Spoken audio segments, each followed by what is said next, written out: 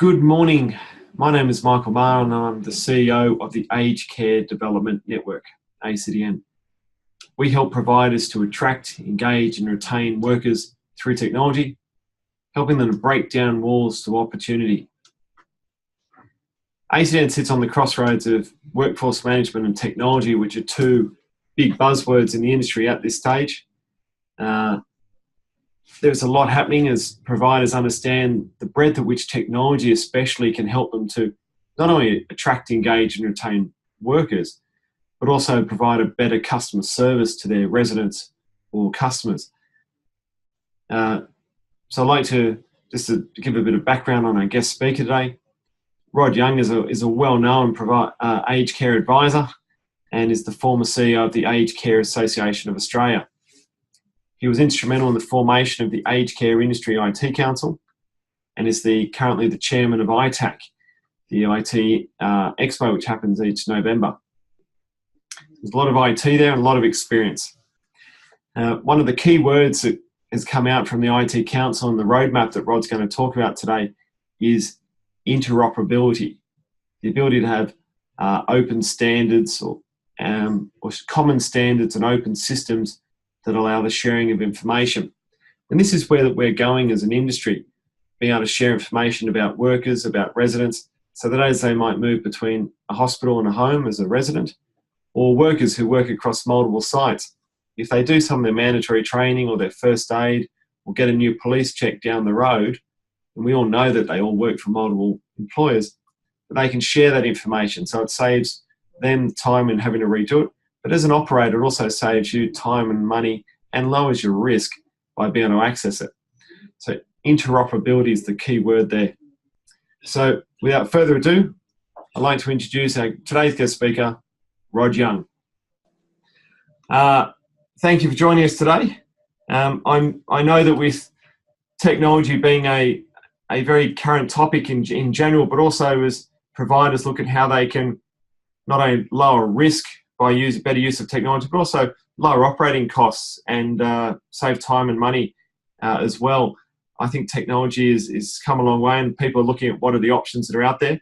So I'd like to hand over to you and please take us through your presentation. Thanks very much. Yeah, I think if you went back to the year 2000, it wouldn't be too harsh a description of our technology capabilities in this industry as saying that we were a very low, very poor adopter of technology. And in fact, in 2000, you could probably count on one hand the number of active users of technology, particularly in the clinical space, which led over the subsequent years to us forming in 2007 the Aged Care Industry Technology Council.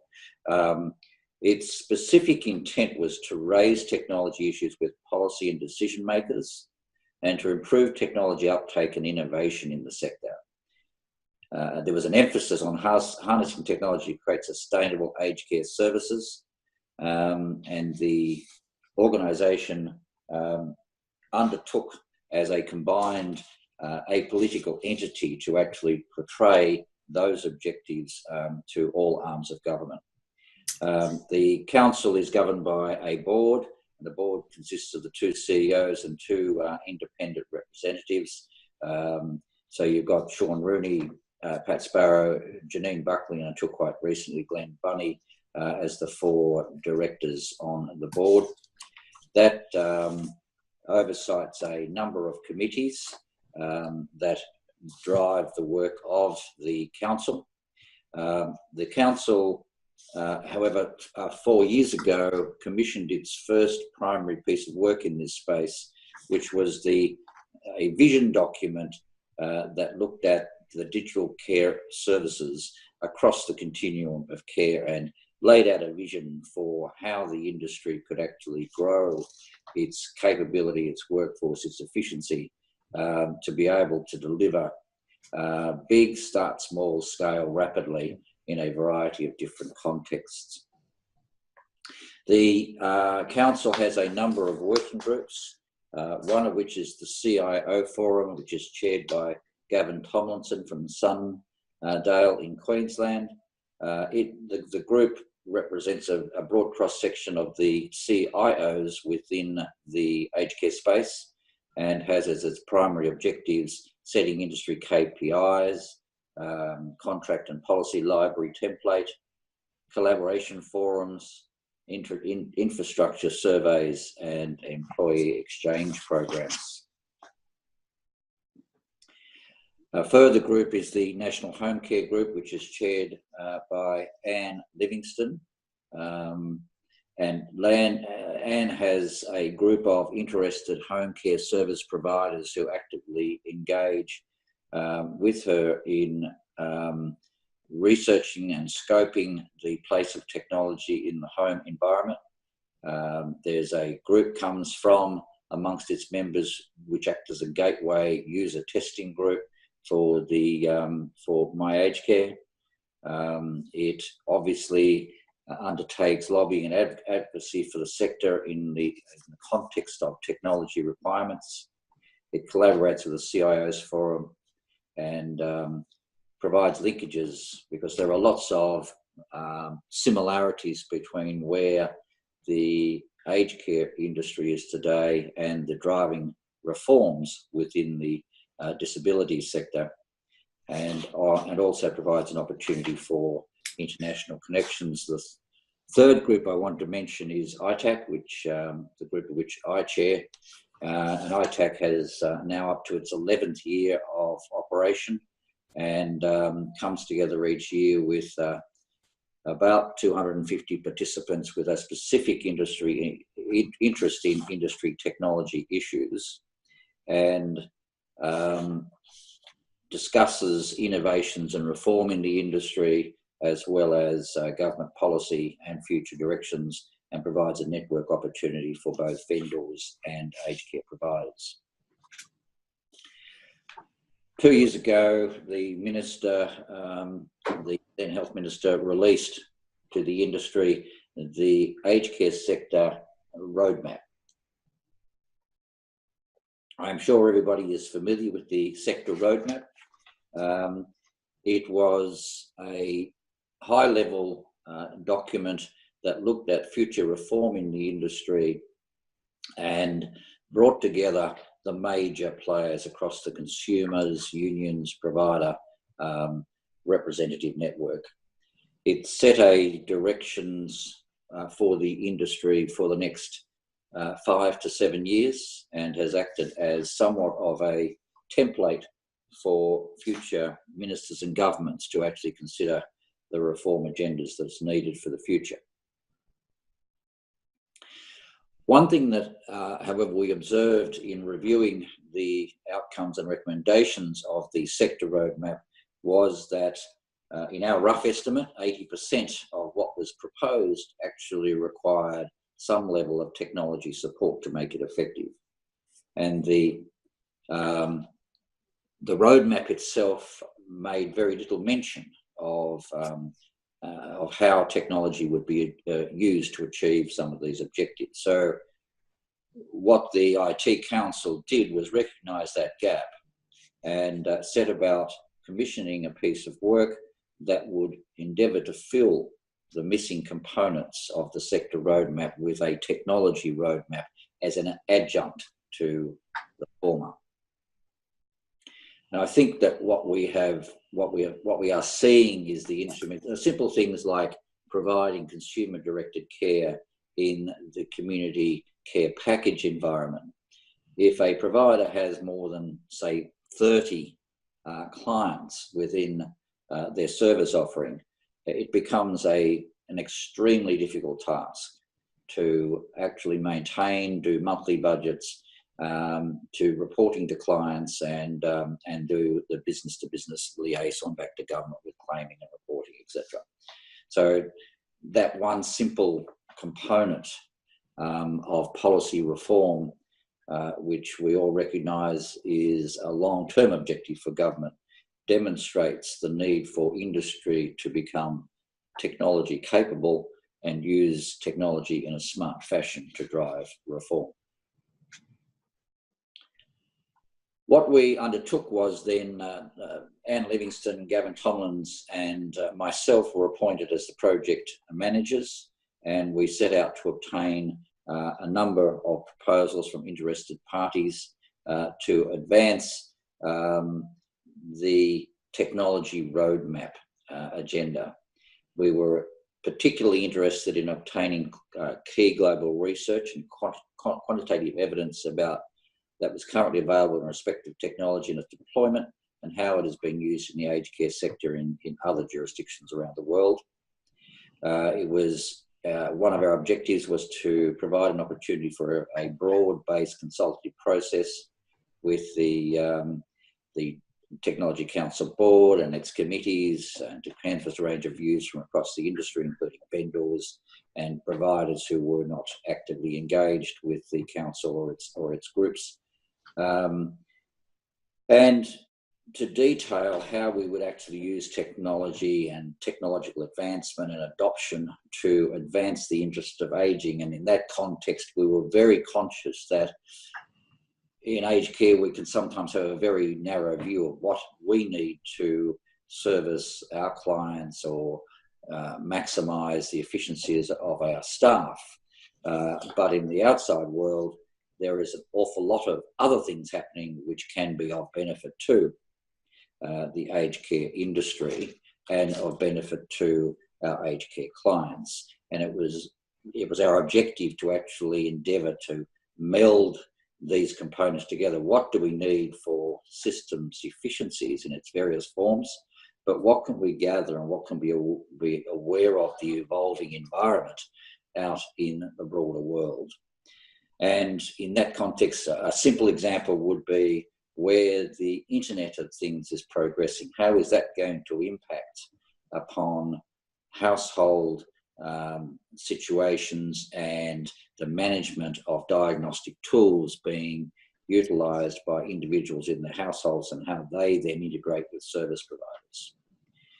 We're also wanting to undertake a short and medium and long-term view of these considerations so that we match the 2, 5 and 7 year timeframes from the sector roadmap, and look at some of the impacts around funding and regulation changes as they enable mainstream adoption of technology. And we thought it was crucial to look at what are the barriers and what are the support mechanisms that will make adoption much more readily and easily available, and have a considered return on investment from various perspectives.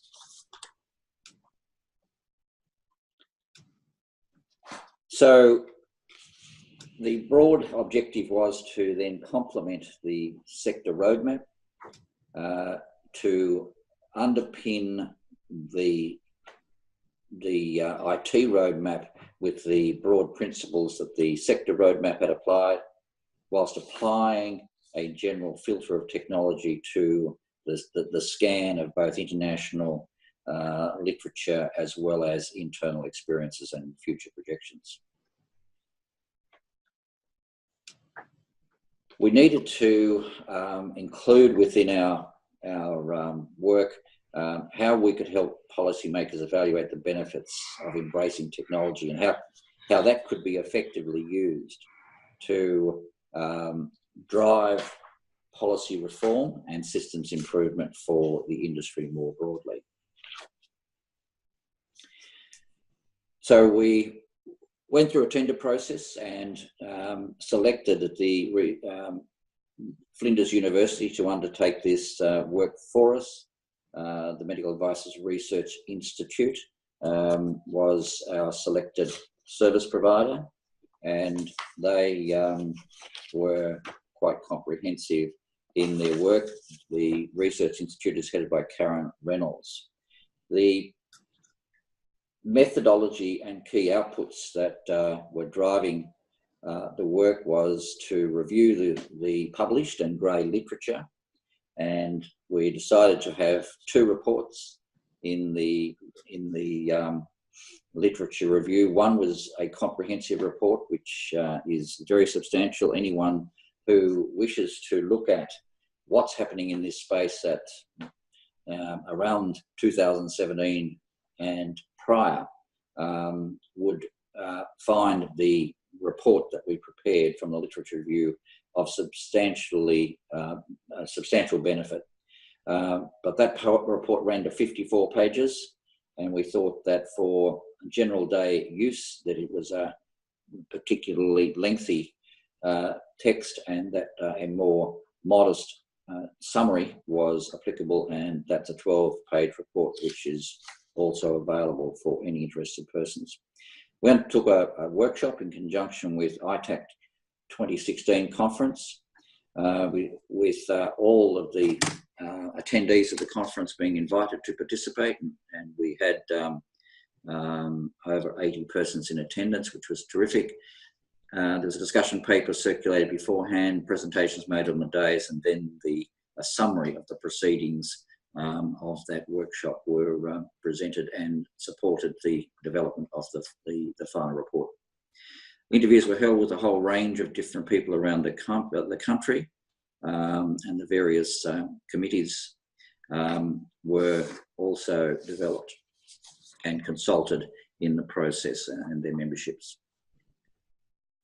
It's worth recognising that the drivers for the technology roadmap, in addition to what we've already covered, are obviously the known changes in the population demographic, with Australia heading towards a 24% of the population being over 65 by mid-century. And when you look at some other countries such as Japan, they're already very close to that level and beyond in some of their districts.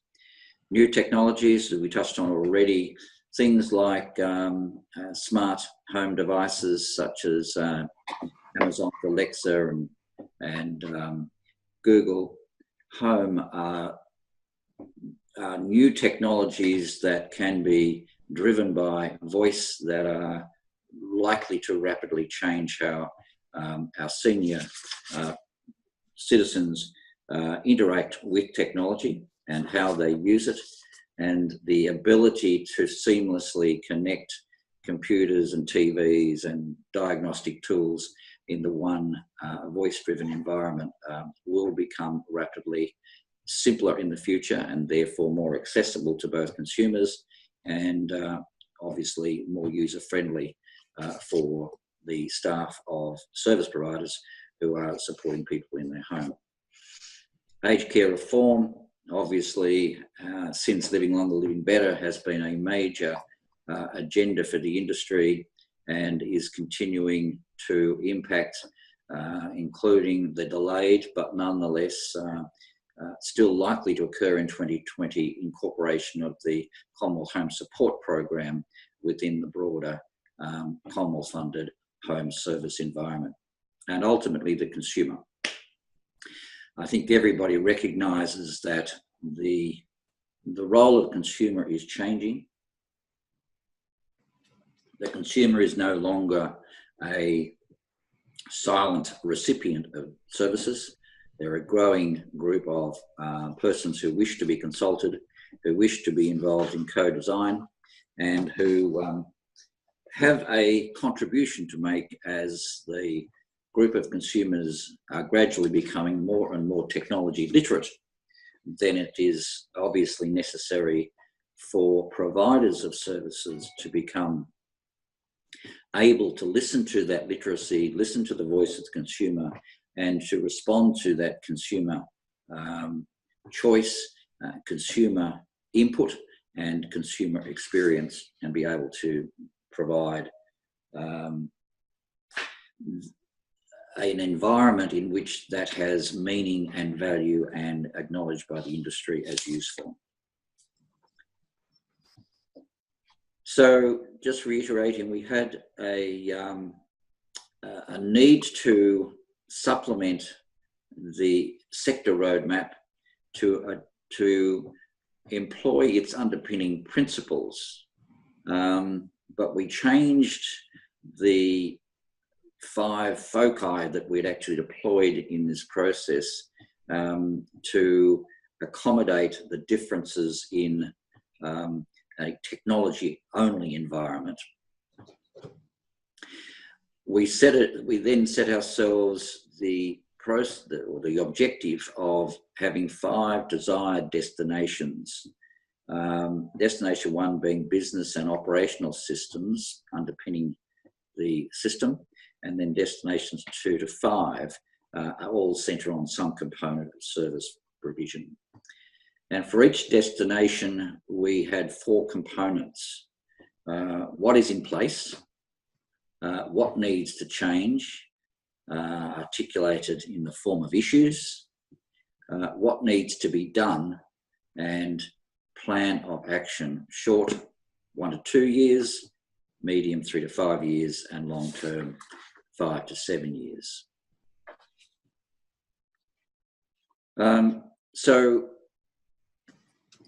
we set ourselves a number of values and underpinning that underpin the technology roadmap. It's based upon the twin principles of choice and control, and that applies equally to the use of technology to enhance quality of life and service delivery. We recognise that whatever we do in the future service must be sufficiently flexible to support consumer needs and preferences. We recognise that use in the private home must be integrated and personalised and not simply fit within a corporate structure. The development of technologies that provide care and support must be developed on a co-design basis. As I said earlier, there needs to be this consumer input to how the service is being designed, how it is being managed, and at the end of the day, allow us to have that cooperative collaboration between consumer and service provider that maximises the benefits for both parties. That we needed to ensure that service adoptions and changes that we were recommending had an evaluation component over time, so they can be fully analysed and evaluated as to value, purpose and potential change for better future directions.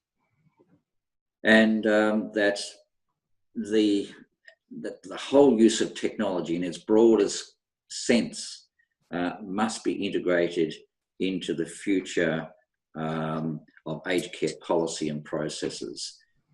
We did not believe it was acceptable, given the enormous change that's occurred over the last 15 years in the technology space and in our industry in particular, for policy decisions being made without any consideration of the impact of technology in how that would be delivered, or the need to have technology to actually assist in the delivery of that reform agenda. The two must be integrated and must be working collaboratively. So destination 1 was the technology-enabled operational business and communication system. So this had a strong focus, as Michael mentioned at the start of this session, on interoperability, open standards and common platforms. And when we're looking at the not too distant future, My Health Record, for instance, this year becomes universal opt-in. That is, you, me and everyone else will not be exempt any longer and will not have to go through the tedious long-term process of registering mygov.au and getting an ID to register for My Health Record. Everyone will have a universal health record. There is provision for people who have some personal objection to opt out, but I would suggest 99% of the population will not opt out, they'll remain in the system. When that becomes readily available over the next couple of years, then everyone who is in the social care and healthcare space, and that includes everyone in aged care, will need to find the methodology to actually interface and be able to use that data. A simple example is a residential care service provider one of the banes of which is transferring a resident from ResiCare into hospital or vice versa, and then being able to track in a simple, uncomplicated and open sense the documentation, the medication regime, and everything that's gone on with that patient in hospital or resident in care over the preceding period of time. Many hours often get spent in residential care facilities chasing down the documentation, the medication, at discharge, the treating medical practitioner. That can be significantly simplified if we're all using a common set of open source data through a secure system such as My Health Record. Another area that we detected as being of great significance was the underdeveloped technology readiness in the sector. It is recognised that the sector is made up primarily of older female workers, many of whom haven't had a great exposure to technology, and that in that environment, given this gradual move to greater use of technology, it's absolutely crucial that the industry have a workforce who can comfortably operate in this environment. To that effect, we recognise that there are systems reforms that could make life much easier both for staff and for employers through integrating workforce information like certification requirements, previous work history, references from previous employers, all being collected in a common place and being able to be transferred easily by the employee or accessed by the employer with the employee's consent, would make much of the administrative tasks of employment or multiple workplace engagements by staff who are on part-time or casual employment basis a much more integrated and efficient process than we currently see in most of the industry. We recognise the need for a more transparent and open data exchange and readiness for electronic data usage. Sure, we collect a lot of our data at the moment, and AIHW produces that, but usually on a delayed 1 to 2 year basis. There is a need for a much more comprehensive, readily available data set that can be accessed by the industry, inform management, inform governance decisions, etc. And there is a growing need for the industry to be able to fully engage on a business-to-business basis with government, and to be openly able to transfer and receive documentation. I think that's going to become crucial as we move into the My Health Record environment, and similarly business-to-business technology engagement that we can pursue in an open environment on a readily accessible basis. Destination 2 was the enhanced care and support for older people. We recognise that there tends to be a level of service sector silos. So you have people who are operating in the health system, you have people operating in disabilities, people operating in home care, Commonwealth home support, residential care, and these tend to be silos that don't readily integrate and exchange data amongst themselves. There is often a need to recognise that technology can provide significant enhancement in the care environment. If you take somebody who is at home monitoring their daily blood pressure and oxygen levels, their pulse rate, at the moment there's not a great deal of simple channels in which that data can be stored. In fact, the private service providers such as Omron or Apple Health on your smartphone are providing simpler ways of actually storing that data on a seamless basis through a Bluetooth connection than most of our service provider environments within the aged care or health space. We all recognise that that the aged care system is a complicated beast, and the creation of My Aged Care had as a primary objective simplification of both information about and access into the aged care system. I think it's been a long and arduous journey, but My Aged Care is starting to make progress in this space, and I think that we as service providers also need to be conscious that we often act as a link between potential clients, future clients, existing clients about current service provision, future service provision, client options, etc. And we need to make that navigation process for clients as simple as possible. And we also recognise that though the term co-design has been around for some time, there's not a huge amount of evidence of it being used in an effective way with service providers and clients or prospective clients or client representatives in developing service design for the future on a co-design basis. Destination 3 was technology enhanced information and access to care.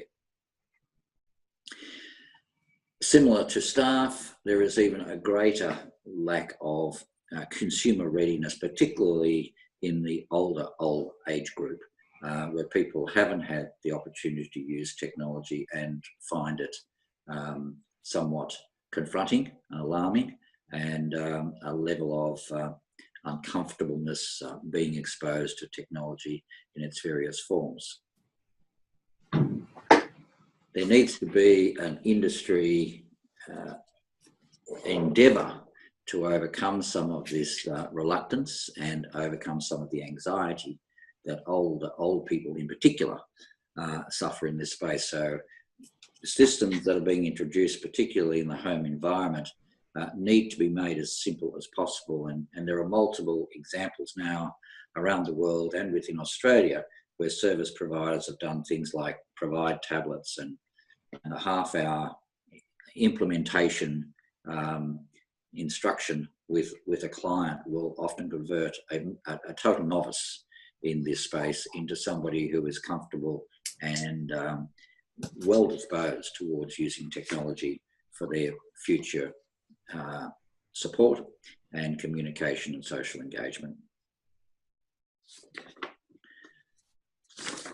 So, Destination 4, we considered that the area of assessment and eligibility is still a fairly protracted and opaque process, and that there was a need for us to be more open and transparent in how we use technology to enable assessment and care planning more adequately and more efficiently in the future.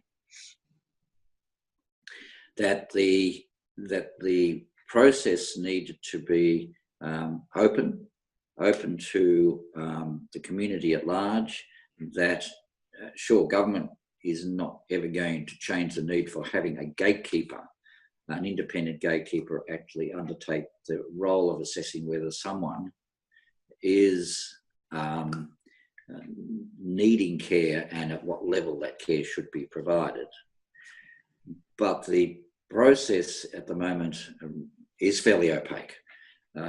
Usually somebody receives a recommendation for ACIITC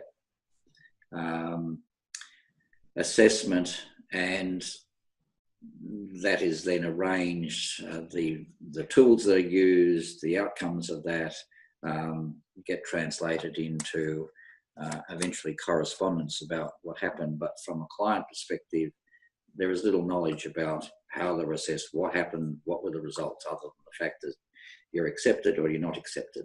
And the roadmap considered that this whole process could have a much greater open, transparent and technologically assisted process to enable assessment and care planning to be a much more open and consumer friendly journey. And technology 5, we reinforce the need for workforce.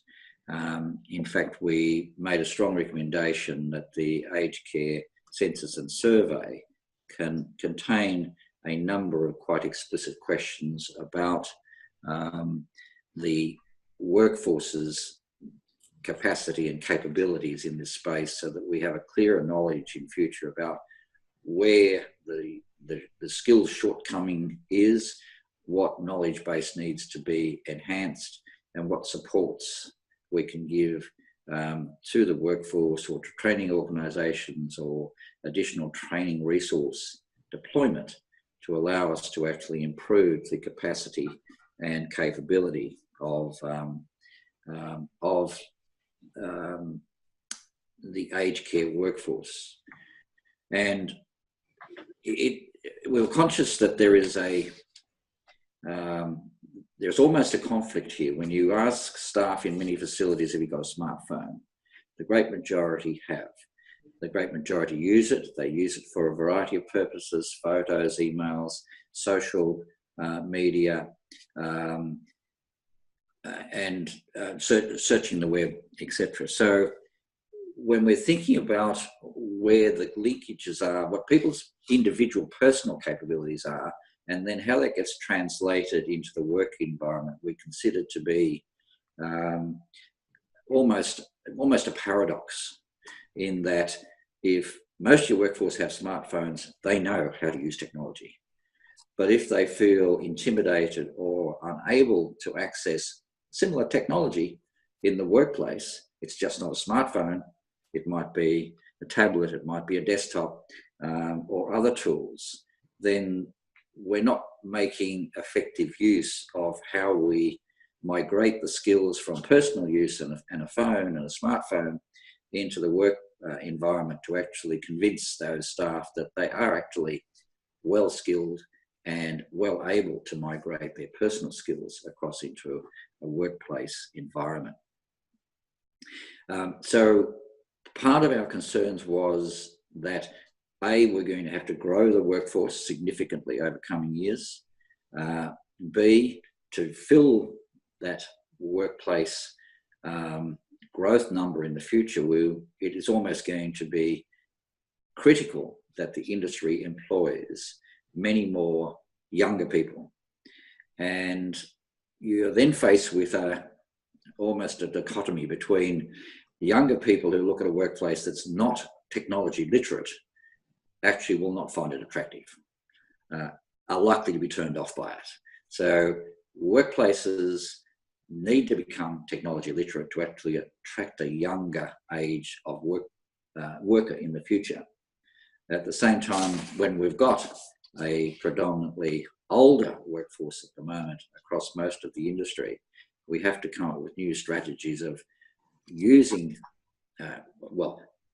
surveying and analysing who has some technology literacy at the moment, that is, who's already got a smartphone and using it effectively, and then finding strategies to actually convert that level of literacy on a personal basis into literacy levels within the workplace. And one of the things I touched on earlier on was things like how do we use technology to support workers to do all of their online training, to do their certification, to have their police checks all done online, and to be able to access it for multiple employers. How do we assist them to track their multiple employment engagements across 2 or more employers, assist them in the management of their superannuation, their employee entitlements such as leave of various sorts? How can all of those things make our industry super sticky to employees in that it is so good for them and they're so well informed, and you're ensuring they're receiving all their entitlements, even if they're working for multiple employers? And moving out of our industry is likely to have a significant disadvantage in moving to another. But if somebody wants to move from one employer, if somebody wants to take more hours and and operate with several employers by being able to simplify that HR management process for them and being able to give them all of their documentation in a simple online format, will drive the uptake of technology, but will also drive their acceptance of its use to benefit them personally, but which is always an advantage, and then make the industry far more efficient in itself, in its employment engagement processes and workforce management processes. All of those I think we need to recognise as being ultimately hugely beneficial across the industry. And finally, reiterate, if we can do those things for our employees, we make our sector a workplace of choice, and therefore a workplace where we're likely to have our employees much more loyal and likely to remain with us for much longer periods of time. So I think that the issue of workforce productivity, given the growth that we have to develop over coming years, the number of new employees we're going to need to attract, and the efficiency that we will need to try and drive across our workforce, are all issues that we saw as critical in how we actually improve our workforce productivity and outcomes in the future. So they were the 5 destinations, and in considering the development of the roadmap, we really saw the need for us to have a number of primary drivers.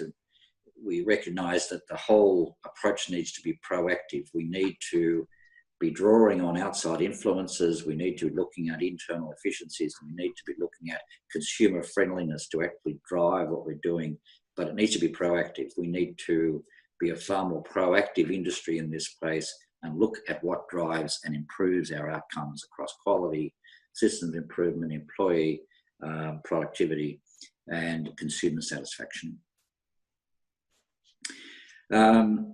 We recognised the absolute need for the industry to both know about its technology readiness and to develop a plan that will drive technology readiness into the future to improve both the capability of the workforce, the capacity of monitoring consumer satisfaction, and supporting digital infrastructure in a way which will operate and support their outcomes for the whole industry. That integrated embedded technology for assessment, care planning and delivery are all an integral part of how we actually deliver our services and gain efficiencies and quality and the maintenance of quality in the future. And as we grow in this space, we recognise that it raises a number of additional issues around ethical treatment of data, security of that data, the privacy issues that surround how data gets used, more particularly how it gets managed and security is maintained. And if we look at the recent outcomes with Facebook, even with the best intentions in the world, if we don't take maximum effort in this space, then we will, like many other industries, find breaches that will cause us considerable embarrassment or worse. And finally, that the structures we do move and put in place need to have the capability of being developed in a co-design environment, but also that we provide a co-evaluation framework for systems assessment to be undertaken on a scientific basis. So just in winding up, as I mentioned earlier, the project leads from the IT Council were Anne Livingston, Chair of the National Home Care Group, and also Research and Development Director of Community Resourcing, Gavin Tomlins, Chair and CIO of the CIO's Forum and CIO at Sundale Gardens in Queensland, and myself as chair of the ITAC Organising Committee, we thought the project was extremely valuable, and commend it to anybody who hasn't had a look at it and looked at its recommendations. We've liaising with the Technology Council at the moment, because there are a number of further pieces of work that flow from the roadmap that we feel are critical in actually continuing the journey and continuing the industry to move down this path. The Flinders University project team was led by Professor Karen Reynolds, and a number of her staff assisted in the process: Kate Barnett, Sue Gordon, Anthony Mader, and David Hobbs, and Camilla Sergi. And commend the documents to you, particularly the literature review. As I mentioned earlier on, both the short and the long versions of the literature review are in themselves, if you're interested in this topic, extremely useful documents to consider if you're wanting to find out about what service providers in Australia have done, what some academic research has indicated, and what many service providers around the world are attempting to do or have done in this space. It's a comprehensive list of material as at late 2016. The roadmap and its associated documents can be accessed on the Technology Council website, which is www.aciitc.com.au, and happy to hear from anyone if there are further questions or follow-up, or if you wish to approach Anne or Gavin, they would be more than happy to have a chat as well. Thank you. Right. Well, there was a lot of information. Thank you very much, Rod. There's a couple of questions coming through in the Q&A panel. Anyone who's on the webinar, you can use on the menu bar at the top or the bottom of your screen. If you press Q&A, there's a chat function where you can put in questions and we can answer them live now. While we wait for some of the other questions to come through, just a few comments and questions, Rob. Back to part number one and the interoperability, open standards and common platforms. To me, that is really talking about middleware, data integration as a service. How far are we going in the industry with that, Rod, considering that a lot of the providers that we go and see, they're still using paper-based personnel records in a filing cabinet? Yeah. Look, I think we have a long way to go in this space. We've talked about it for some time, but it needs, critically needs, some sophisticated work, and hopefully between the council and the associations and the government, we can actually put a project together this year to actually provide that middleware infrastructure that's needed to allow interoperability to occur amongst whatever the vendor world is doing out there. We can actually link those software solutions together at the provider level. But not there yet. Don't pretend we're there yet. We need to have that project undertaken to create the infrastructure to allow it to happen. I can see that, especially when I speak to staff and they say, oh, I work for 3 providers and I still have to get 3 police checks. Whereas we know there are a number of online providers like CB Check, for example, who can provide an electronic police check, and you can provide it to multiple employees in one hit. So with the 3-year clock under the Act, if every time one of your workers got a job somewhere else just for a day or two, they had to get a new police check, and you got an update. It's constantly resetting that 3-year clock. So surely it's got to help from a workforce management point of view. In this day and age, surely we can have an electronic solution that says Rod Young gets a police check today with XYZ service provider. Surely I can then have that and give it to ABC service provider, who's going to employ me for another 10 hours a week from next month. To me, we're doing that all the time in other environments. We should be able to do that here, and we should be able to have the interoperability and I think the consideration of the employee to actually allow that to happen seamlessly and be available for their future use. And also brings up one anniversary date. Yes, yes. We've been asked, where can I access the roadmap outlining the 5 destinations? It's on the web at the website I said earlier, www.aciitc.com.au. It's up there for anybody to access and download, including, as I said, the short and the long versions of the literature review. Halting is there for anyone to access and to use as they see fit. I think we'll probably also send it out to everyone who's on the call or on the webinar, both the long version and the short version. That'd be excellent. It was interesting you're talking about smartphone literacy compared to sitting in front of a keyboard. I was with the COO just a few weeks ago, and she was saying how our workforce are very smartphone literate, but if you put them in front of a keyboard, it's painful to watch.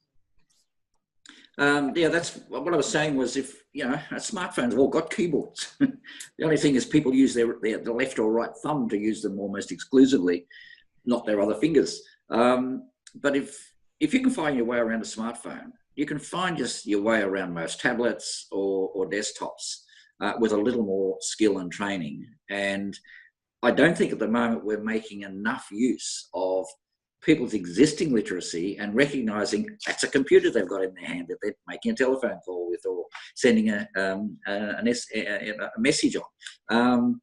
If they can use that, then it's up to us to find ways to convince them. If you're doing that successfully, putting you in front of the computer at the workplace, whatever form that takes, is not a giant step. It's a tiny step.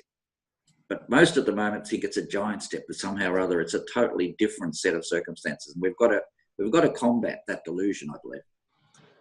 Agreed. And Joe Cleary's comment about millennials will make up 50% of the workforce by 2020 and 75% by 2025. So therefore, though older workers who are more tech shy here now, we should be setting up for the digital natives. Again, comments I get out not only on the workforce side of the house, but on the client side. Talking to a CEO at a group the other day, and he was saying one of the most common questions when we get a phone call when someone's shopping around for a residential care provider is, what's your broadband like? What are the speeds we can access? So it certainly is changing expectations.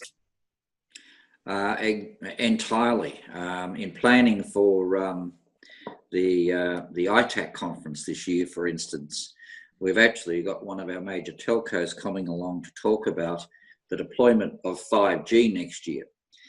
You may be aware 5G is the telephone band that's going to be the next iteration of what we mostly currently use as 4G. Yes. It's 10 times faster. I think it's more than that actually, but at least 10 times faster. It will have more capacity. It'll have the capacity to do a whole range of further things. It's being tested as we speak on the Gold Coast by both Telstra and Optus. So they're using it at the Commonwealth Games as a trial site. And at this stage, the reason why we've asked somebody to come along and talk at the ITAC conference is, what are the likely impacts of this technology, this speed, this capacity going to have for industries such as ours? Will the use of home-based diagnostic type devices like Bluetooth-enabled blood pressure cuffs, for instance, will that allow me to now migrate that through my computer or through my phone to a central storage base or to my GP or somewhere else in very, very, very fast delivery time? What else will it do, and what will be the other capabilities that it is likely to change for us as an industry? And I think it's trying to get us to be thinking about where technology is going. What's the likely impact? What are the likely opportunities, and how do we maximise those? Finally, there's another question, which is, if I want to kick off a pilot for interoperability, how would I get started? Basically, the most logical way would be to have a number of large service providers, all have got an interest in achieving this objective. We come together as a consortium, they all contribute towards it. We get the department and the industry peaks involved. Hopefully everybody's prepared to put their hand in their pocket, and we engage the expertise to actually come to the table to actually produce the middleware, which would then make that interoperability capability a real life outcome for us at the end of the day. I have a friend of mine works in this space in the car industry, and he works for one of the major Japanese providers here in Australia, and they spent $8 million last year just on middleware, connecting, I think it was 2 SAP platforms and an Oracle platform, so that a dealer could look up what cars came with what options and how much those options were in Australian dollars and be able to print it out for a customer. So it is an area which is very vital, but until now it seems to be beyond the reach of small to medium enterprise, or it's more for your corporates. I hope what you're talking about earlier with some of the middleware coming out especially in workforce management, let alone with client management in the middle of the year, I hope that changes the face of aged care.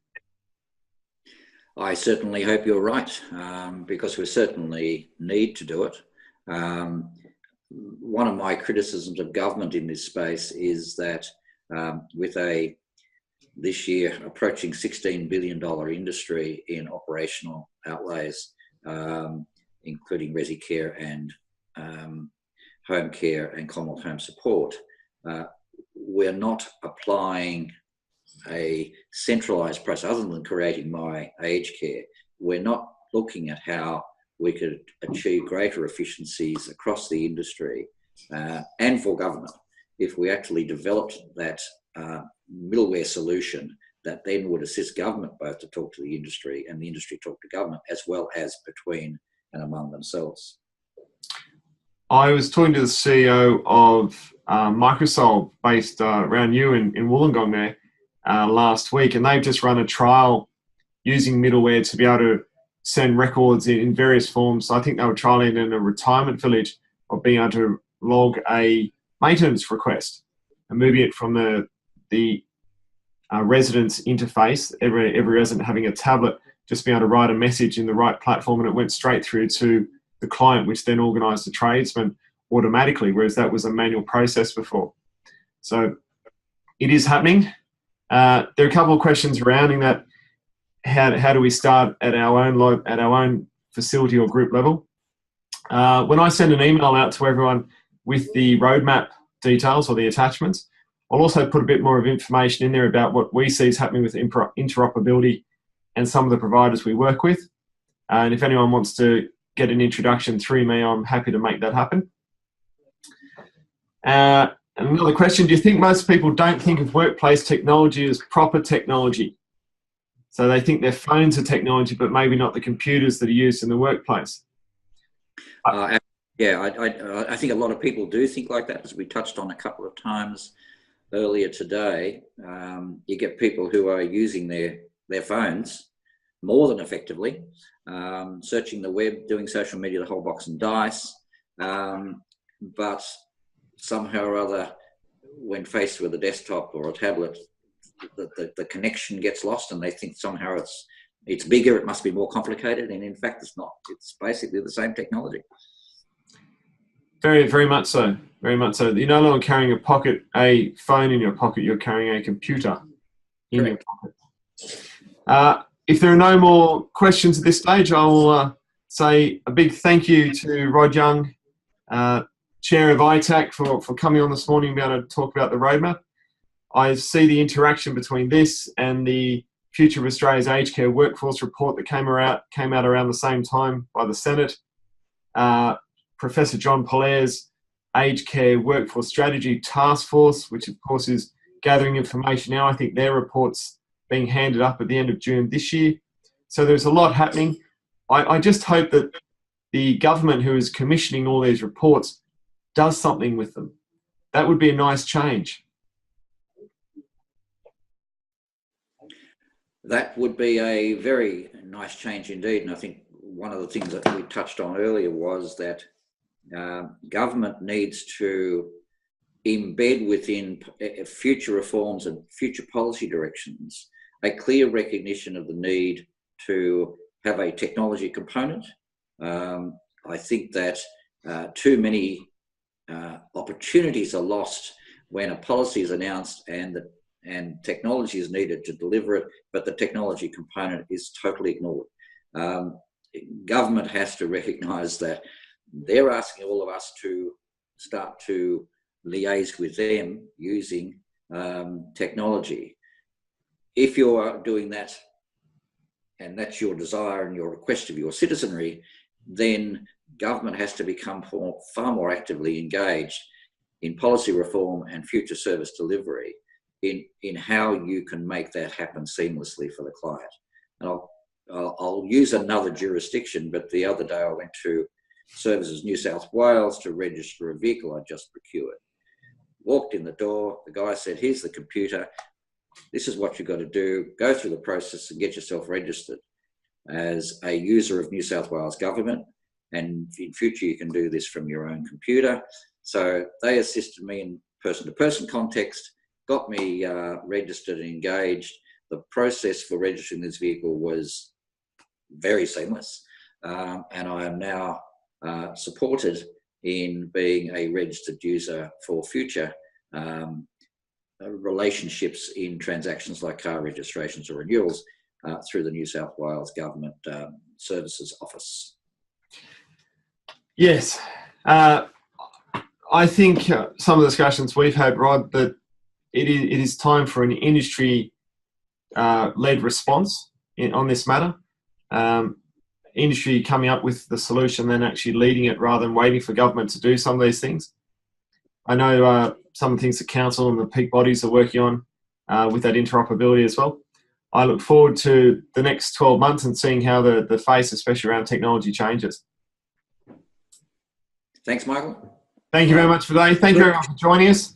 I'll be sending out an email to everyone who attended the webinar with a link to when it gets uploaded, as well as copies of the full roadmap, as well as the short version, and some information about if you're looking to start looking at if you want to start looking at your technology and how you can start sharing data, perhaps getting a HR system, moving out of a filing cabinet into your first online HR system, or into a learning management system for some of your mandatories. I'll send you a few links with people that we use or recommend, and good luck with that. Talk to you all soon. Bye-bye.